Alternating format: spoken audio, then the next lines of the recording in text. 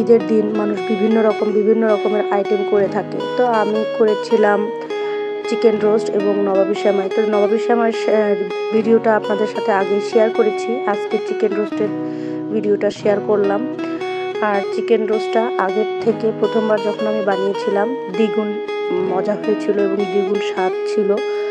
অত্যন্ত প্রথমবার যখন বানিয়েছিলাম তখন তো আমি ব্রয়লার মুরগি দিয়ে বানিয়েছিলাম, আমার কাছে কেমন জানি বেশি একটা ভালো লাগেনি।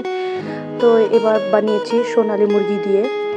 তো সোনালী মুরগি এখানে নিয়েছি আমরা প্রায় 8 পিসের মতো চিকেন নিয়েছি এখানে রোস্টের শেপ করে নিয়ে। দেন এখানে আমি প্রথমে চিকেনটাকে ম্যারিনেট করে নেব। দিয়ে দিলাম হলো আদা রসুন বাটা এবং আদা রসুন বাটা দিইনি, এখানে দিয়েছি হলো বাদাম বাটা আর হলো পেঁয়াজ বাটা এবং লেবুর রস দিয়ে ভালো করে মাখিয়ে এবং টক দই দিয়ে ভালো করে মাখিয়ে আমি প্রায় 2 ঘন্টার মতো এখানে ম্যারিনেশন করে রেখেছিলাম।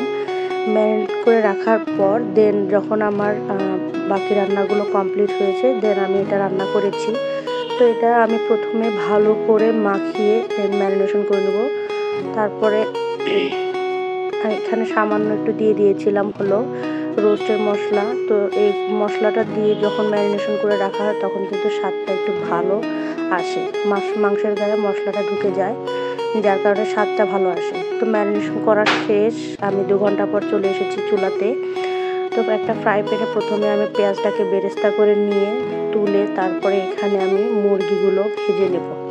তো পেঁয়াজটা আমার বেরেস্তা করা কমপ্লিট। এখন আমি পেঁয়াজ বেরেস্তাটা উঠিয়ে নিয়ে এখানে ওই তেলেই আরও কিছু সামান্য তেল দিয়ে আমি পেঁয়াজটাকে হালকা লাল করে ভেজে নেব, চিকেনটাকে হালকা লাল করে ভেজে নেব। তো আমার পেঁয়াজ বেরেস্তা উঠিয়ে এখন আমি চিকেনটাকে দিয়ে নিচ্ছি। চিকেনটাকে এপাশ ওপাশ ভালো করে হালকা লাল করে ভেজে নিয়ে দেন আমি চলে যাব মূল প্রসেসে। তো আমার গলার অবস্থা খুবই খারাপ। আমি বাড়িতে এসে আসলে এ বাড়ি ও বাড়ি, শ্বশুর বাড়ি বাবার বাড়ি দৌড়াদৌড়ি করতে করতে রাতে ঠান্ডা বাতাসে আমার একেবারে গলার অবস্থা খুবই বেহাল দশা, ঠান্ডা লেগে গেছে। তো কথা শুনেই বুঝতে পারছেন আমার গলার অবস্থা কেমন। তো যাই হোক, আমার চিকেনটা কিন্তু এক পাশ লাল করে ভাজা শেষ এবং অন্য পাশও আমার লাল করে ভাজা শেষ। আমি খুব বেশি ভাজিনি, হালকা করে ভেজে নিয়েছি। চিকেনগুলো আমার ভাজা শেষ, এখন আমি সবগুলো উঠিয়ে মূল রান্নাতে চলে যাব। তো আমি এখন এখানে আবার এই একই তেলে সামান্য একটু তেল দিয়ে আমি এখন দিয়ে দিব হচ্ছে পেঁয়াজ কুচি দিয়ে হালকা ভালো করে ভেজে দেন আমি এখানে আস্তে আস্তে সমস্ত মশলা অ্যাড করব। তো পেঁয়াজটাকে হালকা ভালো করে ভেজে নিয়েছি। গলার অবস্থা খুবই খারাপ, কথা বলতেই পারছি না, শুনে বুঝতে পারতেছেন। তো আমার পেঁয়াজটা হালকা করে ভেজে নিয়েছি। এখন আমি এখানে আস্তে কিছু মশলা দিয়ে দিব তেজপাতা, দারচিনি, সাদা এলাচ দিয়ে হালকা নেড়ে চেড়ে দেন আমি আস্তে আস্তে মূল প্রসেসে চলে যাব। তো এখানে তেজপাতা, দারচিনি এবং সাদা এলাচ দিয়ে হালকা কিছুক্ষণ ভেজে নিয়ে এখানে দিয়ে দিব হচ্ছে আদা বাটা, রসুন বাটা পরিমাণ মতো, এখানে বাদাম বাটা দিয়ে নিলাম। তারপরে পেঁয়াজ বাটা দিয়ে তারপরে আমি কিছুক্ষণ নেড়ে নেব। নিয়ে এখানে দিয়ে দিব হচ্ছে মরিচ বাটা পরিমাণ মতো মরিচ বাটা দিয়ে নেব, যেহেতু এখানে আমরা কোনো হলুদ বা মরিচের গুঁড়া তেমন বেশি হলুদ তো ইউজ করবোই না, হালকা কালারের জন্য সামান্য একটু মরিচের গুঁড়া ইউজ করব। তো মরিচের বাটা দেওয়ার পরে এখানে সামান্য লবণ এবং কালারের জন্য সামান্য একটুখানি মরিচের গুঁড়া দিয়ে দেন আমি এটাকে ভালো করে কষিয়ে ভালো করে নেড়ে চেড়ে ভেজে নিচ্ছিলাম মশলাটাকে। এখন এখানে দিয়ে দিব হচ্ছে আমি টক দই, ঘরে পাতানো টক দই ফেটিয়ে দেন আমি এখানে দিয়ে নিচ্ছি। এটা আমার বাবা নিজে হাতে টক দই ঘরে করেছিল। তো এখন আমি চিকেন রোস্টের মশলাটা দিয়ে নিচ্ছি। দিয়ে আমি এখানে বাড়তি স্বাদের জন্য ঘরোয়া মশলাগুলো দিয়ে দিচ্ছি জিরা বাটা,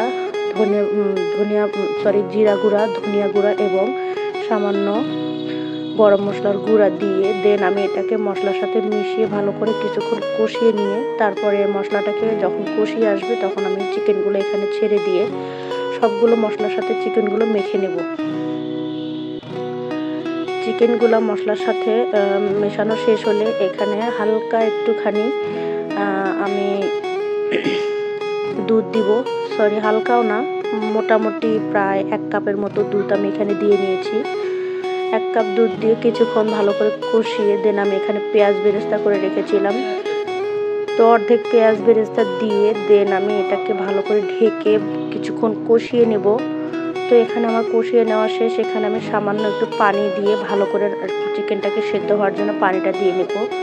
তো পরিমাণ মতো পানি দিয়ে এখন আমি এটাকে ভালো করে রান্না করে দেন আমি দেখাবো। এই যে এখন আমার প্রায় রান্না শেষ, অলমোস্ট রান্না শেষ। এখন আমি সামান্য পেঁয়াজ বেরেস্তা দিয়ে উপরে ছড়িয়ে দেন আমি চিকেনটাকে নামিয়ে ফেলব। এখন আমার রান্না শেষ, আমি চুলাটা বন্ধ করে দিয়েছি। দেখতেই পাচ্ছেন কতটা লোভনীয় কালার হয়েছে, অসম্ভব মজা হয়েছিল চিকেন রোস্টটা।